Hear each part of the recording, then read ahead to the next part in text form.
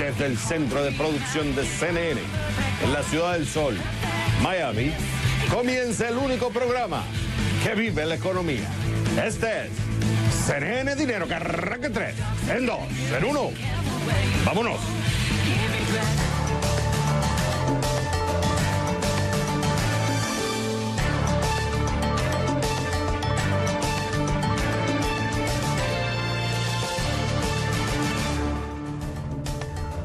Hola mi gente y bienvenidos a CNN Dinero. Te saluda Xavier Servia. ¿Lista? ¿Listo? Comenzamos.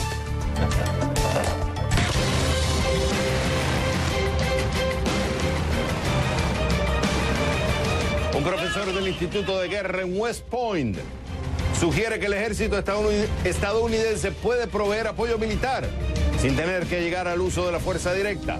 Pregunto, ¿acción militar sin uso de la fuerza es la solución para Venezuela?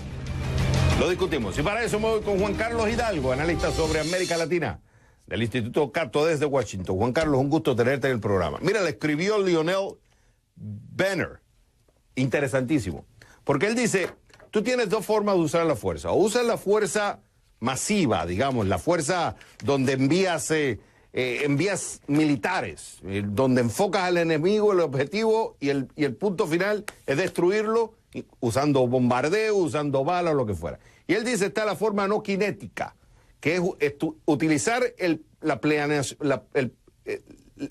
planeamiento estratégico militar sin necesariamente utilizar la fuerza, la no violencia. Yo te pregunto a ti, ¿eso es lo que necesita Venezuela? Bueno, todo el mundo desea que la resolución y el regreso de esta crisis y que el regreso a la democracia en Venezuela se dé de una manera no violenta. Lamentablemente tenemos a un régimen aferrado al poder que ha dejado muy claro que no va a escatimar medios para permanecer en el poder. Y bueno, vemos que no solo recurren a una represión brutal por parte de las fuerzas del orden, entre comillas, como la Guardia Nacional y otros, los servicios de inteligencia y demás, sino que también recurren a otros cuerpos paralelos, como los colectivos, para reprimir a la gente que sale a protestar a las calles. Yo leí el artículo y la verdad es que no logré entender exactamente qué es la propuesta que el autor, el profesor de West Point hace. Por ejemplo, él menciona casos en donde supuestamente estas tácticas han funcionado, como Argelia y Sudán, que recientemente vieron la caída del poder de dictadores, básicamente, que estaban en sus cargos por más de 30 años. Sin embargo, lo que ocurrió en esos países fue un golpe de Estado, donde el ejército simplemente le retiró el apoyo a el líder de turno, y todavía no queda claro si va a ser sustituido por otro dictador o por una junta o demás. Eso en Venezuela no es el caso. Hay muchas diferencias entre el ejemplo venezolano y los ejemplos de Sudán y Argelia que hacen que este tipo de apoyos no hostiles, si se puede, intervenciones militares no hostiles, no tengan mayor asidero en Venezuela.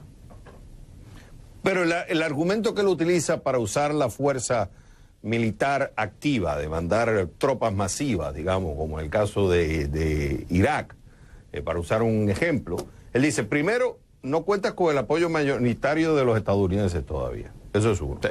Segundo, las políticas necesarias de, como le llaman en inglés, ir grande o irte a casa, go big o go home, que ha sido una estrategia militar de los Estados Unidos por mucho tiempo, no necesariamente vaya a funcionar en este caso.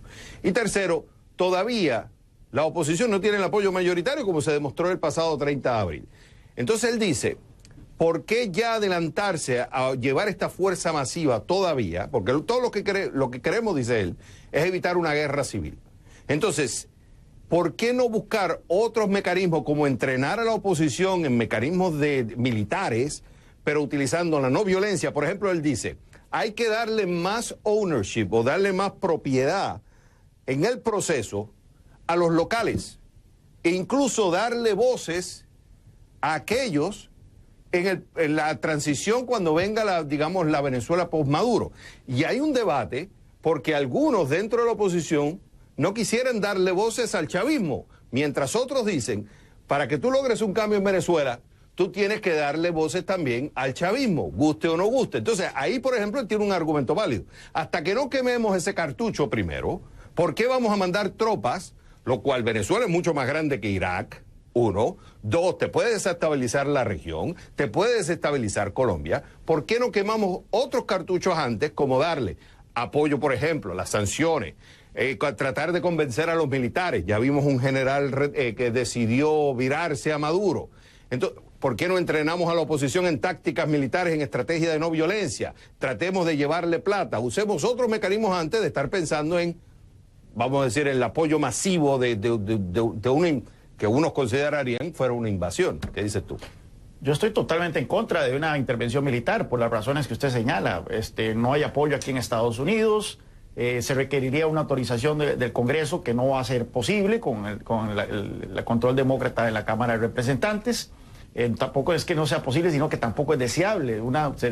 Se necesitaría una transferencia de tropas, de por lo menos 100.000 tropas a Venezuela, un país que es doble del tamaño de Irak, como usted señala. En fin, no es una solución que debería contemplarse. Ahora bien, por supuesto, yo estoy a favor de cualquier otra solución que no implique una intervención militar. Sin embargo, estas propuestas que hace el autor de West Point como que no tienen mayor asidero. ¿A dónde ocurrirían esos entrenamientos de la oposición y a quiénes exactamente se les entrenaría? Estamos hablando que las marchas en Venezuela son multitudinarias y no es necesariamente que una persona, 2 personas o 10 personas controlen la manera en que las masas se comportan durante las manifestaciones. En fin, como que dejan muchos elementos en el aire y no toman en cuenta la naturaleza narcocriminal de esta dictadura. Usted mencionaba que un general le retiró su apoyo a Maduro y se lo dio a Guaidó. Bueno, pero es uno de 2.000 generales que existen en las Fuerzas Armadas venezolanas, que sabemos que están ampliamente infiltradas y controladas por los servicios de inteligencia cubanos, y eso no se menciona en ninguna parte en el artículo, cómo contrarrestar el rol de Cuba a la hora de infiltrar y hacer espionaje a las Fuerzas Armadas venezolanas para evitar que haya deserciones, para evitar que salgan elementos a retirar el apoyo a Maduro, y por lo tanto hace que todo sea todavía mucho más complicado. Este escenario último, porque el escenario último siempre es el mismo, que el ejército o una fuerza considerable de las Fuerzas Armadas le retire el apoyo a Maduro y se lo deje a Juan Guaidó. Y fíjate que incluso en la oposición, me quedan 30 segundos, con esto cierro, pero que incluso en la misma oposición todavía hay un cuestionamiento si llamar a la intervención militar. María Corina Machado ha dicho que la intervención militar es la única salida. Tienes a Antonio Ledesma, otro de los líderes de la oposición, dice, hay que llamar a una intervención militar humanitaria, artículo 187.